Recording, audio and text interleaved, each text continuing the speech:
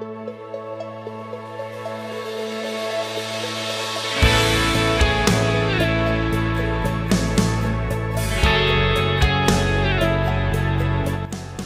selamat pagi Duta Kristus yang dikasihi oleh Tuhan Yesus. Hari ini kita bersyukur bersama-sama boleh diberi kesempatan oleh Tuhan Yesus untuk mengikuti doa pagi kita. Hari ini saya tidak sendiri, saya ditemani oleh Pak Welitan. Beliau adalah seorang yang hobinya traveling, nge-gym dan juga bersepeda. Sampai saat ini jalan ya Pak ya? Masih Hobinya. jalan ya, masih jalan. Wah, luar biasa. Ini yang saya mau tanyakan, bagaimana menyeimbangkan antara hobi dengan pekerjaan, dengan kesibukan saat ini? Oke. Karena mungkin kalau bersepeda itu kan kita mulainya pagi sekali. Jadi kadang-kadang mungkin 3:30 gitu kita udah bangun. Terus jam 5 lah paling telat kita udah jalan, udah keluar. Jadi ya paling kita baliknya udah jam 9 paling telat. Jadi masih bisa. Kalau mau ada kerjaan mulai jam 9 pagi, mau ada meeting itu masih bisa keburu. Wah. Terus saya nge-gymnya biasanya siang. Iya. Gitu. Kalau kerja jam? Kerja kan ini, saya kan berdasarkan appointment. Jadi kadang-kadang paling pagi saya terima appointment biasanya jam 9. Jam 9. Iya, jam 9 pagi. Oh iya. Kalau boleh tahu pekerjaannya apa ini? Mungkin bisa diceritakan ke pemirsa. Saya di bidang finance sebenarnya. Jadi lebih ke arah pengaturan perencanaan keuangan, mulai dari asuransi, mulai dari investment dan sebagainya. Cuman memang di kondisi pandemi ini, investment itu kan kita tahu sendiri ya, 2 tahun Indonesia mengalami pandemi yang sangat parah. Jadi akhirnya untuk bidang investment sendiri saya kurang berani ngambil. Yang ada sekarang adalah kita bantu masalah yang pernah ada, yang kita bantu untuk selesaiin. Tapi kalau enggak, kita banyak di insuransi. Gitu. Terus ya puji Tuhan waktu pandemi ini justru saya diberikan kesempatan untuk mengembangkan bisnis keluarga yang saya memang punya restoran selama 36 tahun sudah ya. Wow. Tapi nggak pernah berkembang. Maksudnya bukan nggak berkembang, kita punya beberapa 4 cabang. Tapi karena mama tipe orang yang sangat konservatif, dia benar-benar menjaga kualitas yang mana akhirnya ya udah di Surabaya aja gitu. Terus suatu hari waktu saya mandi, saya diberikan hikmat sama Tuhan untuk bekerja sama dengan adik angkat saya. Terus saya pikir, mana mau Tuhan, brand yang udah 36 tahun ngajak kerjasama, orang yang masih umur 20-an, pasti nggak mau lah. Iya. 3 minggu, saya benar-benar 3 minggu saya nggak lakukan, diingetin lagi sama Tuhan waktu mandi.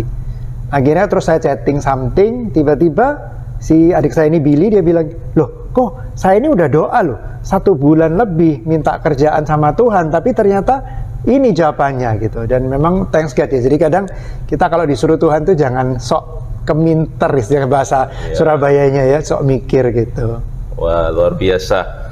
Jadi ternyata bukan hanya dipakai Tuhan di dalam dunia rohani, tetapi di dalam marketplace. Oh iya, kalau boleh tahu, di dalam pelayanan saat ini sedang melayani di bidang apa ini? Saya solois, dipaksa untuk jadi WL belum bisa. Wah. Belum berani melangkah ke sana, tapi udah sesekali saya coba untuk ini. Wah, ternyata seorang pemuji, worshiper, dan juga kalau mau diundang menyanyi bisa ya. Pernah ya di wedding, nyanyi di wedding, di acara. Pernah, tapi lebih banyak nyanyi di gereja sih. Wah, luar biasa. Ya, jadi ternyata multi talent. Pak Weli ini adalah seseorang yang multi talent. Nah, hari ini kita akan membahas dengan satu topik, yaitu using talent for restoration, menggunakan talenta untuk pemulihan. Karena gereja kita di bulan Januari ini adalah tentang pemulihan hati. Ya, jadi kita bincang-bincang bersama Pak Weli ini tentang menggunakan talenta untuk pemulihan. Oh iya Pak Weli, menurut Pak Weli, apakah hobi itu berkaitan dengan yang namanya talenta? Sebenarnya kalau dilihat hobi dengan talenta itu berkaitan, tapi sebenarnya nggak juga sih ya. Karena kan talenta itu sesuatu yang diberikan sama Tuhan di dalam hati, di dalam kita semua.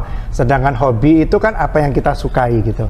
Tapi kalau memang kita lihat menggali ke dalam, seringkali kita sering dengar di gereja ya, kalau kebahagiaan itu bukan dicari di luar atau dicari di dalam. Talenta sama juga. Jadi Tuhan benar-benar sudah menanamkan ke kita, tinggal kita itu mau unlock apa enggak. Nah, seringkali supaya kita bisa unlock itu kita diadakan di kondisi yang udah nggak bisa kemana-mana gitu. Baru kita bisa merasakan unlock itu seperti apa. Saya kemarin di kondisi pandemi itu, saya benar-benar merasakan gimana penyertaan Tuhan tuh begitu dahsyat. Wah, di talenta memasak. Saya memang sekolahnya memang perhotelan, tapi bukan berarti saya terus jago masak. Apalagi kalau yang dimasakin itu adalah mama, itu nggak gampang. Karena mama itu restoran enak sekalipun, dia masih bilang, kurang, nggak enak, gitu ya. Jadi waktu kondisi pandemi, saya beberapa kali memasak, mama bilang, oke sih, oke, dan dia bisa makan. Dan itu berlangsung 1 tahun, 2 tahun gitu ya. Jadi akhirnya saya sempat jualan juga keluar, saya pikir, mungkin ya paling teman-teman lah, ternyata nggak loh, banyak juga orang yang makan gitu. Saya waktu itu bikin nasi bakar kecombrang tuh sampai lebih dari 1.000 bungkus gitu ya. Jadi ya itulah talenta yang sebenarnya ditanamkan Tuhan di dalam hati kita, tinggal kita mau apa nggak unlock gitu ya. Tinggal kita mau atau tidak untuk men-unlock talenta itu. Jadi hobi dan talenta itu menurut Pak Welly berbeda ya tadi ya, berbeda. Nah, kalau hobi itu dari yang Tuhan kasih juga sebenarnya, bukan? Kalau hobi mungkin lebih ke arah preference ya. Kita misalnya ngelihat nih teman-teman suka ikan gitu ya, terus kita ikut-ikut, tapi kita juga happy gitu. Ya udah, jalan aja gitu. Oke. Jadi semua kita Tuhan sudah berikan talenta, tinggal bagaimana kita mau atau tidak men-unlock tadi ya, istilah yang dipakai oleh Pak Welly. Nah, kalau boleh tahu nih Pak Welly, waktu situasi pandemi, peristiwa apa, kejadian apa yang dialami, atau apakah ada dampak di dalam perekonomian keluarga dari Pak Welly sehingga muncul talenta yang sebelumnya belum dimunculkan, tiba-tiba unlock gitu, terbuka semua. Jadi secara ekonomi memang pasti ya kita semua terdampak. Secara pandemi kemarin itu dahsyat sekali sih memang. Semua pekerjaan kita stop, mau dalam bidang apapun itu kita nggak bisa berkembang, terus mau maju kayaknya susah, belum lagi diterpa dengan ketakutan-ketakutan gitu ya. Kita takut beli Gojek itu harus di-seal, harus di microwave, harus diapain gitu kan. Jadi akhirnya saya mikir, udahlah masak aja deh gitu ya. Jadi masak pun saya suruh supir beli gitu ya, terus nanti kita prepare sendiri di rumah, jadi paling nggak lebih hygiene. Nah dari situ saya melihat banyak sekali potensi-potensi yang bisa dilakukan sebenarnya. Makanya waktu itu ada sempat di grup WhatsApp tuh ada yang bentuknya orang belanjain bareng-bareng. Terus ada orang yang buka makanan kayak catering begitu. Jadi sebenarnya di setiap masalah itu sebenarnya kita tinggal milih. Kita mau lihat masalah itu sebagai sumber ketakutan kita, atau kita mau lihat ada potensi. Selalu ada dua sisi mata koin ya. Kalau kita di posisi yang selalu melihatnya jelek, capek pasti setiap hari itu isinya ketakutan. Tapi kalau kita melihat dari sisi potensi, itu banyak sekali potensi. Ya, jadi kalau mungkin sempat lihat ada aplikasi namanya Happy Fresh. Nah, saya pikir Happy Fresh itu yang punya adalah supermarket tertentu, tapi ternyata enggak loh. Happy Fresh itu kayak Gojek yang belanjain kita di supermarket. Kita tinggal bayar fee ke sana. Kayak gitu itu. Jadi banyak sekali potensi yang bisa dilakukan. Iya, luar biasa. Jadi ternyata di dalam situasi yang menurut kacamata manusia tidak baik karena adanya pandemi, dampak ekonomi terjadi, lalu muncul ide-ide sehingga dari talenta yang terpendam lalu terbuka. Dulunya jarang masak, mungkin sekarang bisa masak bahkan dijual ya? Iya, dijual. Wah, luar biasa. Nah, ini luar biasa. Jadi bahkan orang tua, mama tercinta yang susah untuk merasakan makanan yang kelas hotel ya? Enggak juga lah, cuman memang dia taste-nya lebih tinggi gitu, karena kan dia biasa cobain makanan gitu kan. Gitu. Iya. Jadi nggak gampang makanan yang enak dibilang enak itu jarang. Iya, apalagi biasanya masakan anak sendiri tuh oleh orang tua biasanya kurang diakui kadang-kadang. Merasa masakan mama lebih enak daripada masakan anak, biasanya seperti itu, saudara. Jadi saya juga punya pengalaman di dalam keluarga mertua saya khususnya gitu kan karena pintar masak gitu. Jadi saya lihat istri saya setiap masak apa saja dicicip selalu mengeluh kurang enak gitu ya. Nah, biasanya kalau orang biasa masak lalu dicicipin masakan orang lain selalu merasa bahwa masakannya yang terbaik. Ya, tapi ini luar biasa, sampai orang tua mama tercinta sendiri bisa mengakui masakan anaknya, itu luar biasa. Iya. Oke, jadi di sini kita bisa melihat dalam situasi kondisi yang tidak baik sekalipun, karena adanya anugerah Tuhan, karena adanya kebaikan Tuhan, talenta yang terpendam akhirnya muncul. Jadi melalui talenta akhirnya kehidupan ekonomi keluarga, bahkan bukan hanya ekonomi ya, mungkin segala aspek dipulihkan. Iya, itu luar biasa, saudara. Ini kesaksian yang luar biasa dari Pak Welitan. Saya teringat ada sebuah cerita tentang Yusuf. Saudara, tentunya beberapa kita sering mendengar cerita tentang Yusuf, bahkan di sekolah minggu mungkin ketika kita masih kanak-kanak. Nah, Yusuf ini adalah seorang anak muda yang seolah-olah dipandang sebelah mata oleh keluarganya, saudara-saudaranya, membuang dia, dibuang di sumur, dijual, bahkan dianggap mati. Yusuf pernah mengalami yang namanya penjara. Nah, ini peristiwa yang kurang baik, peristiwa yang ya menurut kacamata manusia Yusuf dipandang kurang oke gitu ya. Tetapi ternyata Yusuf di dalam situasi yang tidak baik sekalipun, dia ditolong Tuhan. Bahkan dia mengalami promosi dari Tuhan. Dia diangkat Tuhan menjadi orang kedua di Mesir setelah Firaun. Nah, dan yang satu hal yang luar biasa, dalam situasi yang tidak baik yang dialami oleh Yusuf, saat itu terjadi kelaparan di Israel, sehingga orang-orang Israel datang ke Mesir untuk mencari makan, termasuk saudara-saudara Yusuf saat itu. Nah, ketika saudara-saudara Yusuf bertemu dengan Yusuf di posisi di mana Yusuf sudah dipromosikan oleh Tuhan, ya, dia menjadi orang yang kedua di Mesir, tetapi Yusuf punya hati yang luar biasa, saudara. Ketika bertemu dengan saudara-saudaranya, Yusuf masih bisa berkata, gara-gara kalian aku berada di posisi saat ini, gara-gara kalian memperlakukan saya yang tidak baik, saya malah dipromosi, saya malah dapatkan berkat, saya malah dapatkan anugerah, saya menjadi orang kedua di Mesir, saudara. Itu Yusuf, saudara. Bagaimana Yusuf ini luar biasa dalam segala situasi kondisi yang tidak baik, tetapi dia bisa melihat kebaikan Yesus. Demikian apa yang kita dengarkan tadi lewat cerita pengalaman dari Pak Welitan. Dalam situasi yang pandemi tidak baik dalam kacamata manusia, ternyata ada hal yang baik yang Tuhan tunjukkan bagi keluarga Pak Welitan. Jadi yang kita bisa simpulkan pada pagi hari ini, ada poin-poin yang saya tangkap. Yang pertama adalah di mana kita harus bersyukur ketika menghadapi situasi apapun. Yang kedua, jangan putus asa ketika kita mengalami situasi yang tidak baik. Masih ada Tuhan Yesus, masih ada pengharapan bagi kita semua. Ternyata selalu ada jalan di dalam Kristus. Saat satu pintu tertutup, ada pintu-pintu lain yang Tuhan bukakan.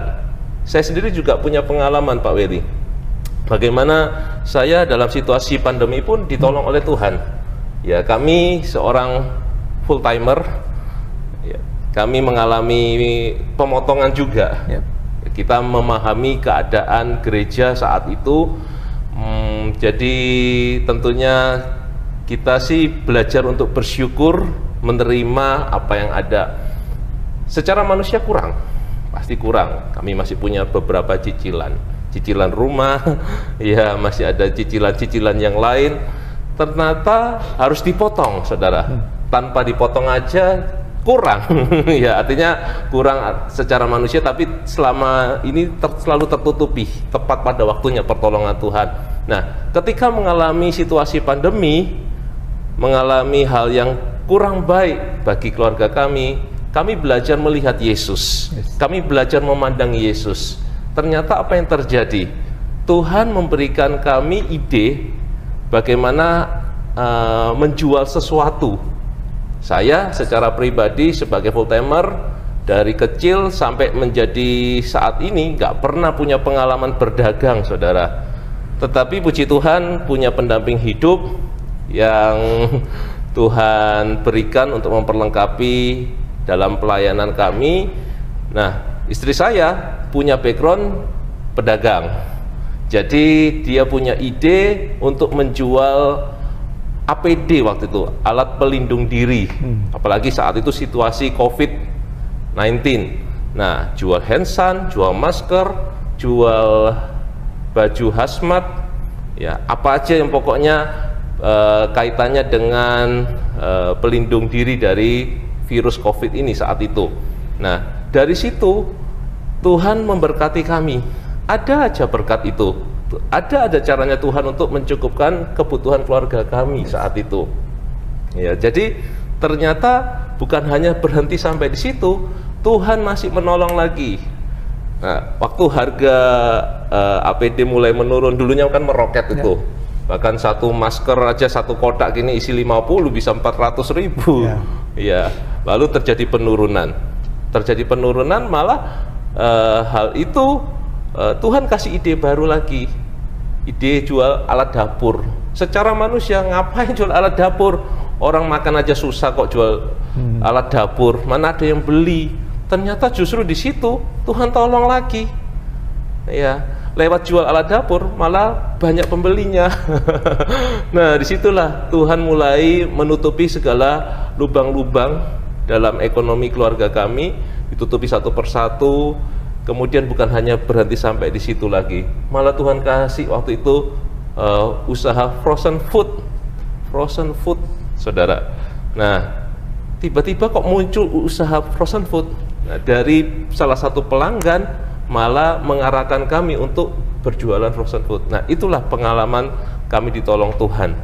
Ya, kalau Pak Weli ditolong Tuhan, saya ditolong Tuhan, saya percaya semua kita, saudara yang mengikuti doa pagi kita hari ini, saudara pun pasti ditolong oleh Tuhan. Ketik di kolom chat, saya ditolong Tuhan. Amin. Biarlah lewat sharing pagi hari ini kita semua dikuatkan. Saya dikuatkan, Pak Weli juga dikuatkan. Saya jujur diberkati lewat kesaksian Pak Welitan. Terima kasih Pak Welitan. Biarlah Tuhan memberkati Pak Welitan bersama keluarga.